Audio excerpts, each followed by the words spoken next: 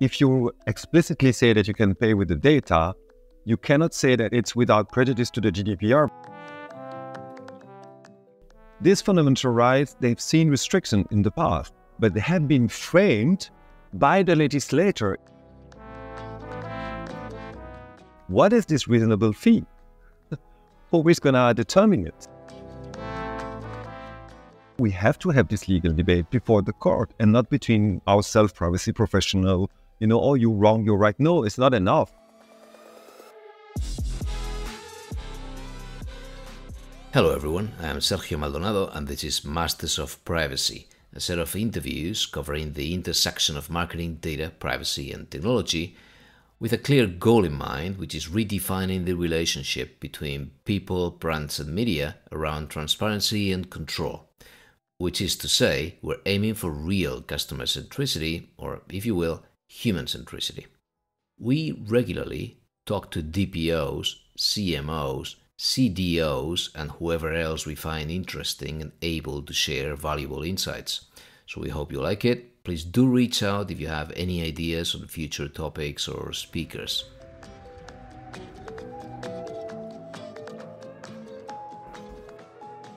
Well, happy 2024 to you all. We have Romain Robert with us today. He is a member of the litigation chamber of the Belgian Data Protection Agency, or DPA, as we call them. Romain worked from 2002 to 2011 in various Brussels law firms. Between 2007 and 2011, he was also a researcher at the Research Center in Law and Society at the University of Namur. In 2011, he joined the Belgian DPA as a legal advisor. He has also worked as legal officer at the Policy and Consultation Unit of the EDPS, so the European Data Protection Supervisor, whose, by the way, Secretary General was here on the show a few months ago. And after that, Romain joined the Secretariat of the EDPB, so the European Data Protection Board, right, with all the DPAs and so on, in May 2018. In April 2020, he then joined forces with Max Schrems of Schrems 1 and Schrems 2 fame at NOYB, which is, as many of you know, an NGO conducting strategic litigation to enforce digital rights. And he was program director in there until July 2023. We recorded this interview before the end of the year, building on a prior exchange with Robert Bateman regarding the consent or pay debate, which you can find in the show notes. And I hope you find it as informative and entertaining as I did. Let's go for it. Romain, thank you for joining me. You're welcome. Really good to have you here. Thank you for inviting me. What's your basic approach to pay or okay from the perspective of the GDPR? First of all, I think, in my opinion, the pay or okay issue is first the most important issue of the GDPR. And I was going to say addressed by the GDPR, but that's the other point that I wanted to raise. I think it's partially addressed by the GDPR because, as you may know, in Article 7, the original proposal of the Commission was quite radical and strict regarding how consent can be tied to a service, meaning, and it's really related to the pay or okay, this issue of tying the consent with a contract, for example. And the final text of the GDPR is, as you have maybe noticed, not that clear, because in my opinion, GDPR is not addressing fully the issue. There's still some margin of maneuver to know what exactly can be done with the pay or okay or tying the consent with a contract, in my opinion. And I really think it's quite interesting and important because this issue was already there under the directive for sure. GDPR in Article 6 and 7, and especially the recital, as you may know, saying that you cannot, if you refuse consent, you shouldn't have any detriment. It's a nice recital, but it's still a recital. And as you know as well, it has been used in many different ways by court and DPAs. So I think the issue is not totally clearly solved by the GDPR. And I think that's a pity, because I really think it's up to the legislator to address this kind of issue. What is at stake here is, how do we see a free internet? Definitely, we cannot expect, and I think everybody would agree on that, a free service. The free internet is not something that will exist, right? Usually subsidized by advertising. The way advertisers can be served should have been solved by the legislator under the GDPR, in my opinion. And now you can see there are some additional attempts to solve this issue under the DSA and the DMA, which is, in my opinion, the proof that the issue was not totally solved under the GDPR. I don't know if it makes sense. It makes sense. So that little overlap that we felt. Yes, because yeah, I think there was an intention to solve the issue, or just to address the issue totally with the adoption of the GDPR, but the text was modified and the issue was not totally addressed. I still think there is a problem to be addressed by the court in the decision, and if you have seen, NOYB was addressing this issue quite a lot of time, and I think it's for a purpose. It's really to clarify what the GDPR is allowing you to do or not. And it doesn't, and don't get me wrong, it's not because the legislator and the GDPR is not clear about that, and then a clear answer without the DMA and the DSA cannot be brought by a DPA or court. You know what I mean? So there must be an answer, but it's a pity that it has to go through years of litigation to get a clear answer, whereas it would have been easier to have a clear answer in the legislative proposal.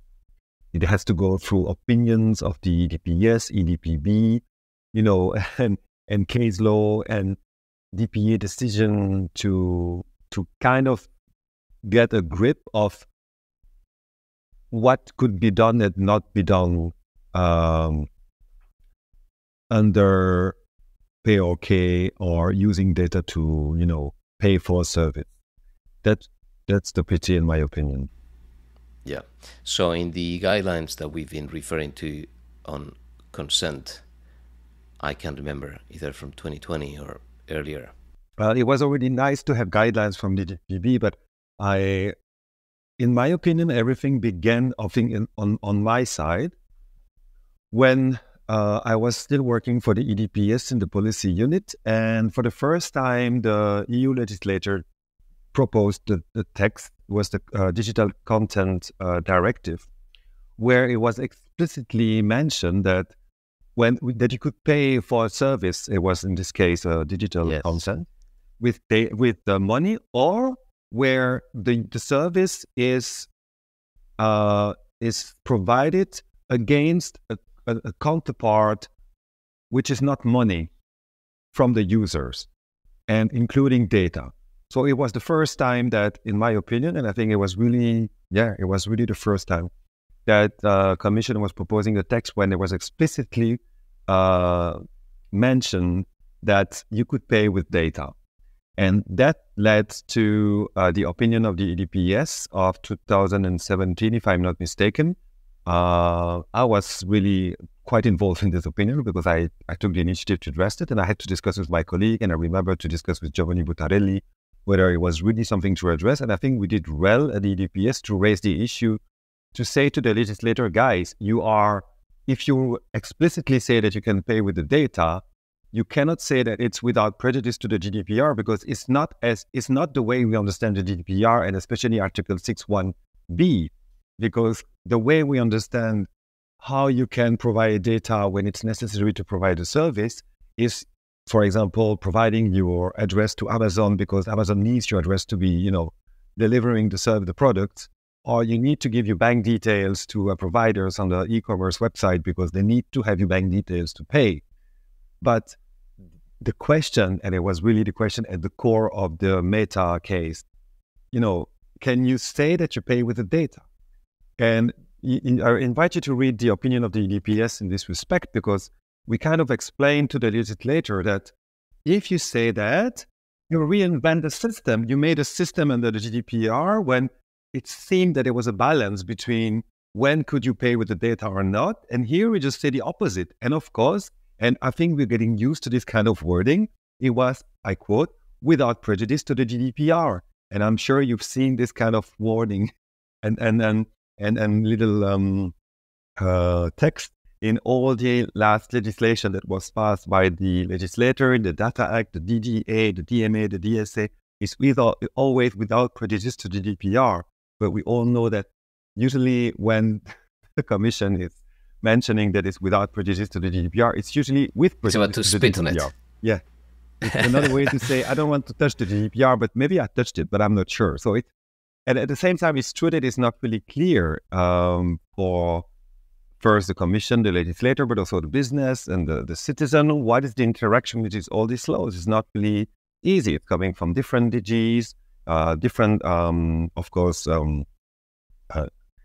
mandates. It's also different people voting the text. It's different rapporteurs at the European Parliament. So you have really different political opinions kind of addressing the same issue. And in this case, is the payer okay? So in my opinion, the first step was this opinion of the EDPS. When for the first time, the Commission said that you can use data as a counterpart of a service. And we raised the problem, like, guys, if you say that, and as you know, EDPS has an opinion, of course, but it was a legal opinion. Guys, if you say that, it had basically changed how we were used to read Article 6.1b. It was really to start a new concept of paying with data. I'll tell you this, in 2022, I wrote this article titled How the Digital Content Directive Will Break the GDPR. But basically the pushback that I received, and I'll add a link to my own article, was that we could not keep on seeing privacy as a right that supersedes every other right. There was a comparison with the trade of organs. It's not because you are trading organs that it's illegal or ethical, and it should be the same with data. And data should not be treated as a commodity. I think it was the comparison that was made in the EDPS opinion. Yeah, Buttarelli was always very, very clear on that. Yeah. Yeah. And I'm totally aware because I was working with Giovanni on this text exactly. It was really, we went to the council, to the parliament to explain our position, to say, guys, what you're doing doesn't make sense legally speaking. After that, I must say that you were asking me what was my opinion. I have a legal opinion, but I have another non-legal opinion.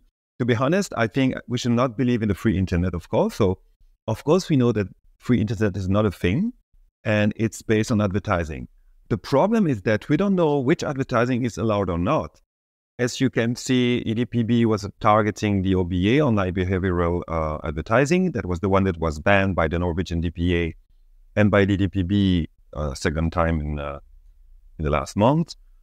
But there's a whole range of advertising that can be served by a platform, whether it's Facebook or not, doesn't matter. But you know what I mean? What is the state of play now? Do we only accept contextual advertising? And it would not be impossible, because contextual advertising is still advertising and you can still make money. Of course, you make a lot less money if you do contextual advertising than targeted advertising. As far as I read, because some people say that it's not even true, you know what I mean? Some people say that even if you don't do super micro targeted advertising, you can still make the same amount of money if you just do contextual advertising. And I remember studies in the US especially saying that the newspapers could just do the same money without processing the data of the people visiting the website, So that even the payer will not endanger or kill the newspaper online newspapers, That this debate is an economical debate. It's not always, of course, it's a legal debate as well, but there was a legal debate, an ethical debate, an economical debate, and I think all these people are not really talking together.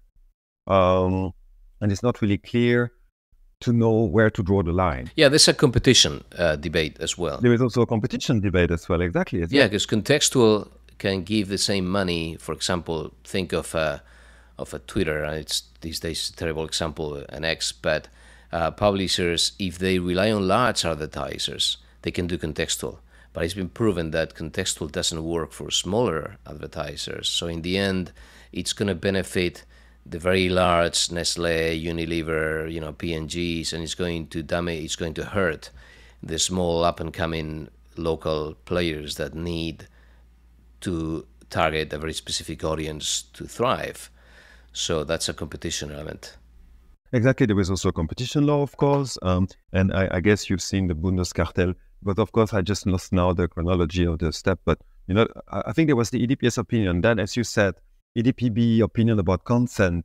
Then there was the EDPB guidelines about how can you use contract as a legal basis in social media, which was also addressing this issue of pay or okay. And it was more and more, I think there was a clear indication that your consent could not be free if you were offering a social media, that the contract could not be a legal basis if you were offering social media and using the data to targeted advertising. Then after that, you had the complaint of NOYB, which were filed in May 2018, but only decided, as you know, by the DPC in January 2023 after an EDPB decision in November 2022.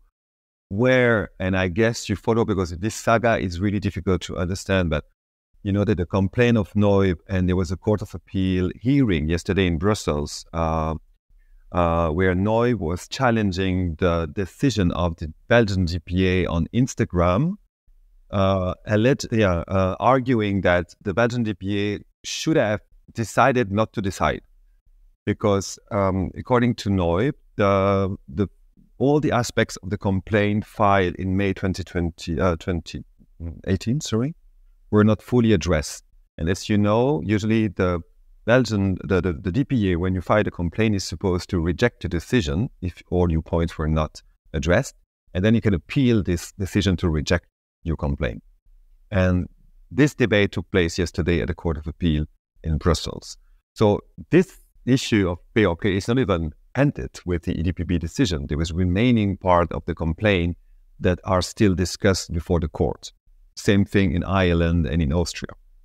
But in Austria, there was this Facebook complaint, Belgium was Instagram. So the debate is not finished for sure. But as we know, EDPB addressed the pay or okay, or like the use data as a contract basis in the EDPB decision in November last year, but reducing or only addressing part of the advertising, because as you may know, EDPB is only addressing online behavioral advertising. And that's what I mean by, yes, okay, but what about the other advertising types, Can you do contextual and everything in between? Because in the word, there is not only OBA and contextual, So it's not really that clear. And of course, the last step in this saga was the Bundeskartellamt decision of the Court of Justice in July of this year, where the court, as you know, was mixing competition and GDPR, or more accurately, allowing competition authority to assess whether GDPR was violated or not, but also clearly said that, no, you cannot use consent or contract as a legal basis, but you could use consent if you offer the user an alternative for reasonable fee. And here you can say that the court opened again the Pandora box, because it seems that the court is allowing platforms to offer a free version of the service, free meaning without money, let's say, and a paying one if it's a reasonable fee. The question, as you mentioned already, and I guess it's an economical question, but a competition issue as well, what is this reasonable fee? Who is going to determine it? I myself, member of a DPA, I can tell you that DPAs are not equipped, and I'm sure that they are not willing to determine what would be the reasonable fee for a service when you pay for not having your data processed. It's really difficult to determine, right? So, is it possible that we're losing the fight for the social perception here? For many years, I've been a strong believer. I've written a lot about it. That we could not really commoditize a privacy. That if privacy was going to be a luxury, then only few will enjoy it, and that if people do not have a good understanding of the future impact of privacy, because sometimes I try to differentiate, and I'd love to hear your opinion, between the short-term perception of privacy, or the traditional sort of even, American concept of privacy and the right to be left alone, as it was called originally, and the European data protection framework, and how this took shape with processing data at scale and the impact on your future freedom. I don't know how you feel that difference between, again, that short-term privacy, or I'm exposed, which is very tied to confidentiality, and that element of data protection where you cannot really feel it today, but one day that picture you're posting is going to have an impact on your freedom or your family's choices. How do you see that distinction? First of all, I think it's when I was studying law and ICT law, especially I did a master degree when we were just studying privacy law, and we were told back then, I remember 25 years ago, that our system of data protection in Europe was totally different to the American one, when we could not trade privacy, you cannot sell your data, whereas data was clearly seen as a commodity in the US. I totally remember there was a different approach, implying that in the EU, we will never trade our data. We will never use data to pay for a service. And I remembered the professor saying that 25 years ago. So you can imagine that I was shocked to see that for the first time, the EU legislator was saying, oh, you can pay with data. I was like, wow, you're coming from far. Because 20 years ago, all the academia and a lot of privacy professionals already agree that no, in Europe, you're not supposed to do that. But let's face it. It's what is happening now. There was a lot of data used as a commodity. So you can see that the legislature is just trying to enshrine this fact in the law, saying, okay, you can pay with the data. And I don't think it's that binary in the case of the US, right? In the US, it's also evolved to cover what we now call data protection. So therefore, it's never been that. It's true that if you come at it from a consumer protection perspective, then it's more of a commodity than if you approach it as a fundamental right. But it was never that extreme. But you're right, now it's coming. The do not sell provision in the US, so you see it's also changing on their side. So apparently we are converging to an approach. But as you mentioned, it's not black or white. It doesn't mean that because you can pay with the data, you can do whatever you want with the data. And that's what I tried to say with, there was a margin of maneuver. There was something between you can't do anything and you can do everything with the data and profile everyone and target everyone and sell it to everyone, It seemed that there was a middle ground that's still to be determined. And I think that's the way that we are going to. But that's a problem as well. Why? Other cases that we can mention about the pay or pay is the German and Austrian decision. I don't know if you've seen, it was also following a complaint filed by NOYB against their standard. Publishers. Yeah, the publishers, where either you accept the cookie, either you pay to access the content of the website. And it's a newspaper editor as well. Here you can see that the Austrian DPA decided that because the content was not granular enough and informed enough, this pay or okay system was not allowed. But then the question is there, okay, but what if this consent was granular enough and I could choose the cookies and being informed about which cookie I use? Would this pay or okay system then be allowed? Because in this case, if you follow the Austrian DPA decision and would conclude that such a pay or okay system would be allowed if the granularity of the consent and the cookies would have been respected, then what would be the obstacle for Facebook for doing the same? So where's the consistency of all these decisions? It doesn't make sense to me. There was another thing that you mentioned, privacy for rich, and can you use data as a commodity? Listen, I'm not sure that you can compare that because it's a fundamental right, you will not be able to trade it. I mean, it's even though the way to formalize it is maybe a little bit wrong. To trade it is not really how I would put it. But listen, we have a freedom of speech. But this freedom of speech can also be restricted by a contract, an NDA, for example, So it's a fundamental right as well, but you can restrict this fundamental right with your consent because you are free to sign an NDA, right? So that's a contract as well, restricting your fundamental right. Copyright is also in a way restricting your freedom of speech, right? because you cannot reproduce anything that you've read somewhere else. So these fundamental rights, they've seen restriction in the past, but they have been framed by the legislator in a more specific way, in my opinion, not, and it's not the case in the GDPR. And that's where I was starting with, regretting that the Article 7 of the GDPR is not that clear, because, there is no indication, there is an indication in a recital for sure on how to deal with it. But I'm not sure that you can say, black or white, no, it's a fundamental right, you cannot. There is something right about it, something true about it, something legally sound about it.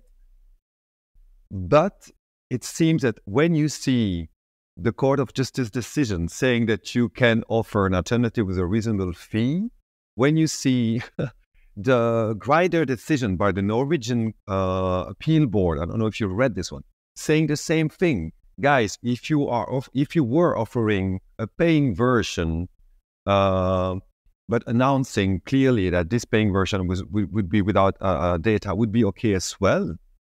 And when you see the DPA decision in the newspaper online, it seems that they opened the Pandora box to accept that, yes, you can, of course, not pay with your data. You understand what I mean? But there would be an alternative between a free service, free meaning without money, and a service which would not be for free, when you could pay a reasonable amount according to the court, but without your data to be processed.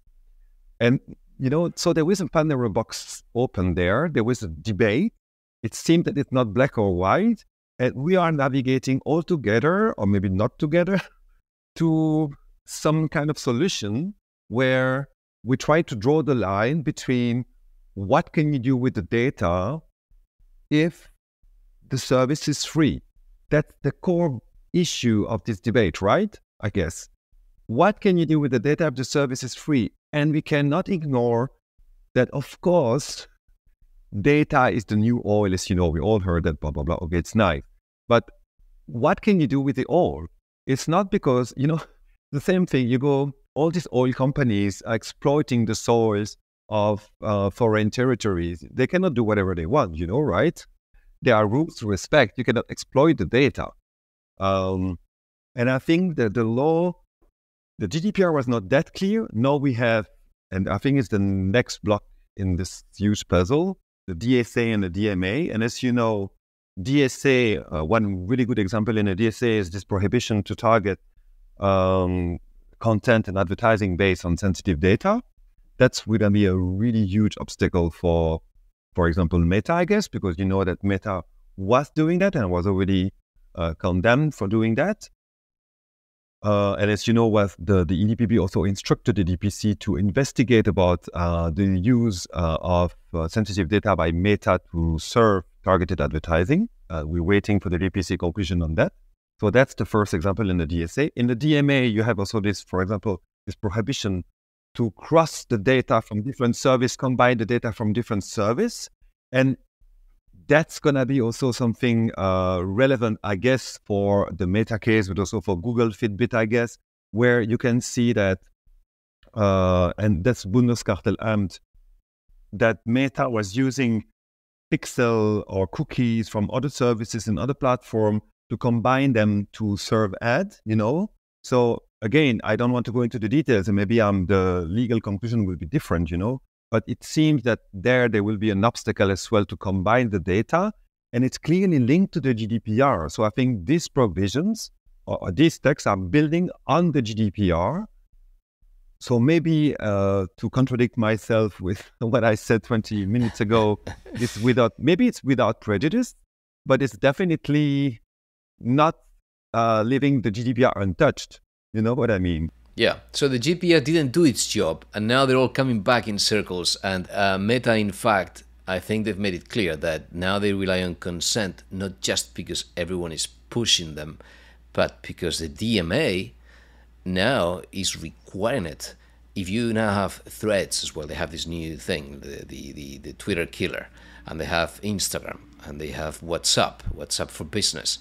and they do want to combine these pieces, and they need consent because the DMA leaves no option. So now it's going to be consent. The problem, as you're saying, if we had at the very outset agreed that privacy was not, data protection was not a commodity, I guess we'd have solved it. But maybe there wasn't even a political agreement at the very outset, right? There was not, because you can see the evolution of Article 7. There was clearly an open door left in Article 7.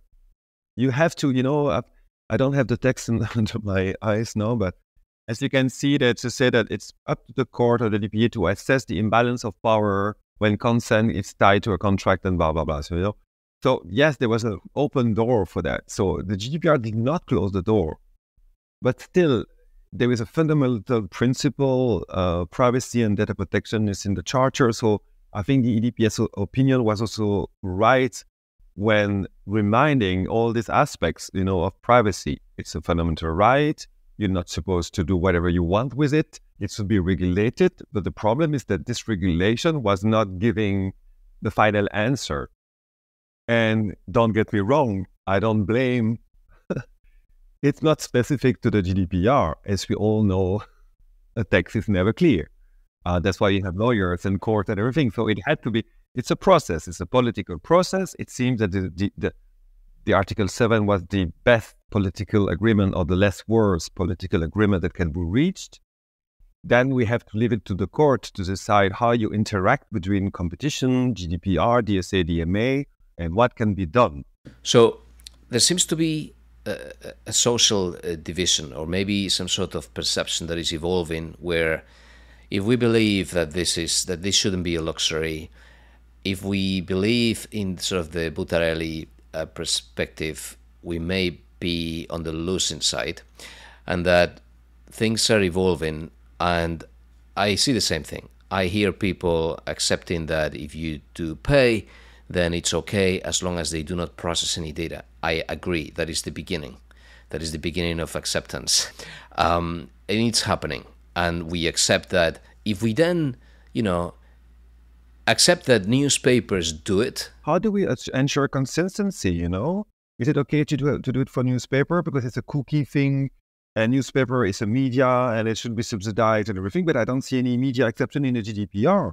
It should have been provided, or it should be provided in the e-privacy regulation in the future. I don't know, because I'm reasoning as a lawyer again. Like, the law does not allow me to do that. And again, I'm working for the DPA. I'm just trying to apply the law, and the law says that consent should be free. What does it mean? It's another thing. And again, if I may, you were mentioning that Meta was not processing the data for other purposes. But as far as I remember, when you had to accept between, do I want to pay for the service or not on the Meta, banner, I think what was mentioned is that you can also use it for free, and then if you pay, we will not use your data for advertising. So I was like, okay, guys, but it's not what I'm asking. So there is something either that I don't understand, which is totally it's likely that I'm not really understanding everything. Either they are doing something else with the data, and I'm like, okay, but what are you doing then? Because what about not processing my data at all if I just paying, don't process them. And second, which data? Because anyway, you have data about me that I explicitly shared with you, my name, my address, my phone number, so you have them. So why do you say you don't process them? It's not true. They processed it, They don't just say you're not going to have advertising based on the data. But then I'm like, what do you do with it then? Are you still processing my OBA data to do something else? Are you still processing my cookie? That's not clear in my opinion. And that's also very important. I think you've seen as well that there's one thing about which all DPAs agreed in the EDPB case about Meta. One thing, even the DPC, is that information was not up to the standard of the GDPR. In other words, even the DPC said explicitly, I don't understand what they do with the data. So there's a transparency issue at the very core as well. I don't really get what they are doing with the data, because this data policy and privacy policy and information is not clear enough. And I think it's an advice for any controllers. And I guess it's really difficult for Facebook for obvious reasons. They are processing a lot of data. It's just to make it clear, not only for the users, but also for the DPAs, what you are doing with the data in the first place. And that will always make the assessment about, is this use fair and legal, easier for the users and the DPA, Because if the first step, which is what you do with the data, is already difficult to understand, you're not going to get very far with the DPA to prove that you are doing a fair use of the data, because no one is understanding what you do with it. I guess it makes sense, So that's for me the first thing to do. What do you do with the data? Do you understand what you do with the data? When I consent to have a free version of Meta, do I understand what is going to be done with my data? And I'm still not sure yet that this transparency issue addressed in the EDPB decision has been totally addressed by Meta, but haven't checked, so I don't know. But that's, for me, the main point, transparency. Thanks a lot, Romain. Any final thoughts, any last ideas on where we may end up? Not really. I'm really curious to see what would be the follow-up of Meta, of course, about the EDPB decision. But I would also like to see what would be the future implementation of other platforms and other service providers, because let's be honest, Meta is the only one to be in trouble with the pay or pay. Yes. But they are not the only one to do it. So if you want a fair market and a market which is competitive, we should maybe address the other models of pay or pay, not only the one of the newspaper in Germany, which apparently has an exception, they have an exceptional regime, but the other platform using the pay or pay system should also be addressed. You cannot leave one platform, one operator only being the other one dealing with this problem and not the others, It would not be fair. And that's one of the objectives of the DMA, to have a fair market. So I guess maybe the correction about the market will be done by the Commission, because you were also mentioning that it was a competition issue. And I trust that the Commission in the future will make sure that all these huge platforms are competing in a fair manner, meaning that they have to follow the same rules. You cannot just, sanction one guy and not the others. Yeah, Meta is the sparring partner. Yeah, so too bad for them. So I guess it's a huge company, they will just provide, but they are not the only one, which is not an excuse, don't get me wrong. But what about the others? What do we do about this model? It's Meta cannot be a test case, they can't be an scapegoat. And I know that NOYB is criticized a lot for doing, a lot of complaints and trying to move things. But I think at least we have an organization trying to clarify things. And I think it's not bad at all. It's really something which is needed to see, okay, guys, you say that in the GDPR, let's do it in court. Let's test it in court. Let's apply it. Let's enforce it. What does it mean in practice? And we have to have this discussion, but not only in opinions. Even if the EDPS opinion, EDPB is super useful, of course, when we have to have a legal decision, we have to have, a legal answer to this question. And I think I'm super proud of having worked for NOYB to at least raise the question. We have to have this legal debate before the court, and not between ourselves, privacy professional, oh, you're wrong, you're right. No, it's not enough. We need, and even for the business, we need legal certainty. It's not the business against the users. Business needs legal certainty. We have an internal market of the EU. They know which rules are the one that has to be followed. And this will be the one for everyone.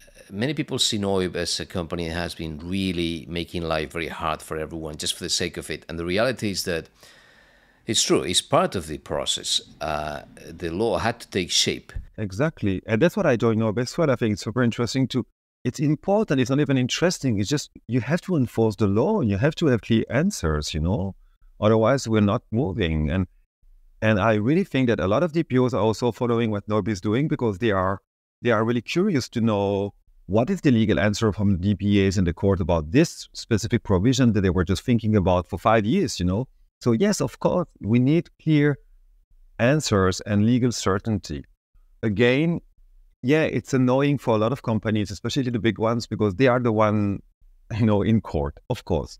But that's a risk. That's the law. So that comes for every law. Greenpeace is also litigating for environmental law. Access Now is litigating for freedom of information. It's not a new thing. It's you say it's part of the game. Even if it's not a game, it's what civil society does. And if people are just discovering what is civil society, they know.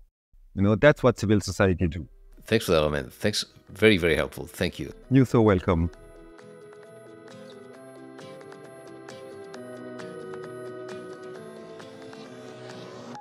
Okay, that's all for today.